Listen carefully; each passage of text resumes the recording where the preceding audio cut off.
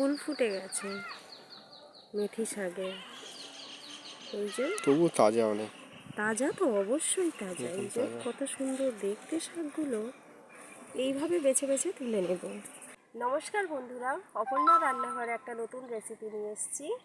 বাগান থেকে তুলে আনা মেথি শাক ভাজা করব ফুল চিংড়ি দিয়ে। তো দেখতে থাকুন রেসিপিটা কেমন হয়। প্রথমে আমি দিয়ে দিলাম তেলের মধ্যে রসুনটাকে ফেটে নিয়েছি। পেঁয়াজ দিয়ে পেঁয়াজের মধ্যে আলুটা দিয়ে দিলাম।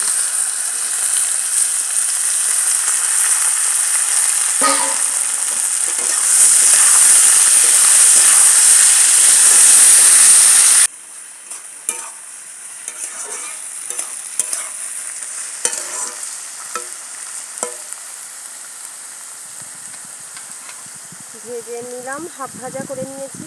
এবারে আমি দিয়ে দেবো এর উপরে পরিমাণ মতো নুন, স্বাদ মতো লঙ্কার গুঁড়ো, দুটো কাঁচা লঙ্কাও দিয়ে দিলাম,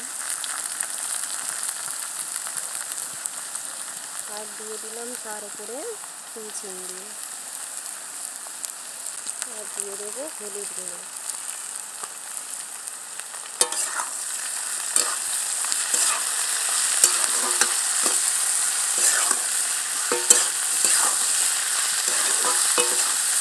এইভাবে আমি চিংড়িটাকে ভালো করে আলুর সাথে একদম সুন্দর করে ভেজে নেব।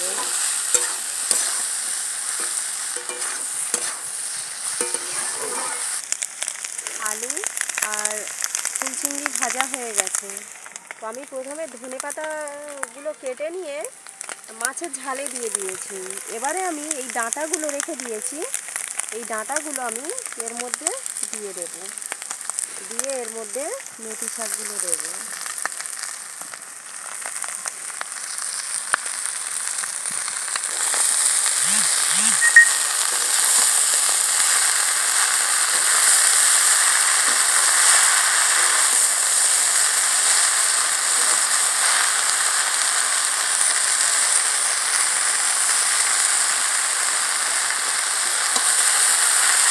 এখনই দারুণ, কিন্তু মেথি শাকের একটা ফ্লেভার বেরোচ্ছে।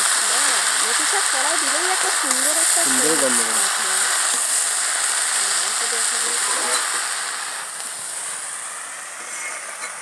এর আগে পাড়ায় একবার একটা লোক এসেছিল ফুল চিংড়ি নিয়ে।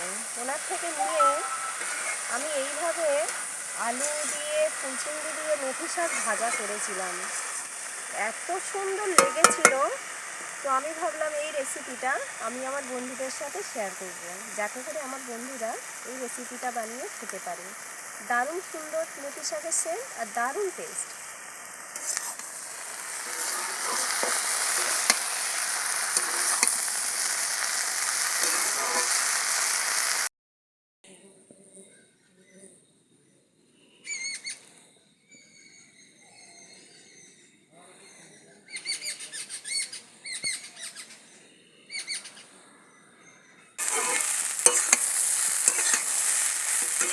এইরকম করে একটু টান টান করে ভাজতে হবে। টান টান করে ভাজলে দারুণ লাগবে। যদি শাকটাকে কড়ায় দেওয়া হলো আলুর ওপরে, আলুটাও ভালো ভাজা হলো না, আর চিংড়িটাও ভালো ভাজা হলো না, আর শাকটা দিয়ে একটু নেড়ে চেড়ে নামিয়ে নিলে কিন্তু অত সুন্দর লাগবে না খেতে। একটু টান টান টান টান করে একটু ভাজতে হবে। আমার মেথি শাক ভাজা হয়ে গেছে, এবারে আমি নামিয়ে নেব।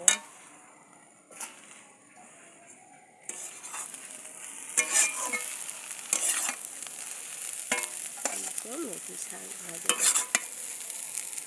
কত সুন্দর লাগছে, সুন্দর গন্ধ ছেড়েছে এখান থেকে মেথি পাতা।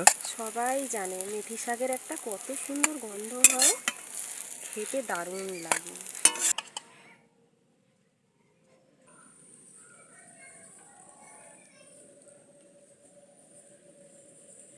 মেথি শাক ভাজা আলু ফুল চিংড়ি দিয়ে।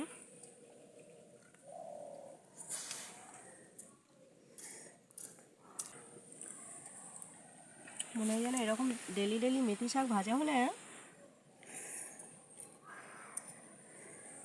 খুব খাবো। কিছু দরকার নেই, এরকম মেথি শাক ভাজা হলে এক থালা করে ভাত খাওয়া হয়ে যাবে।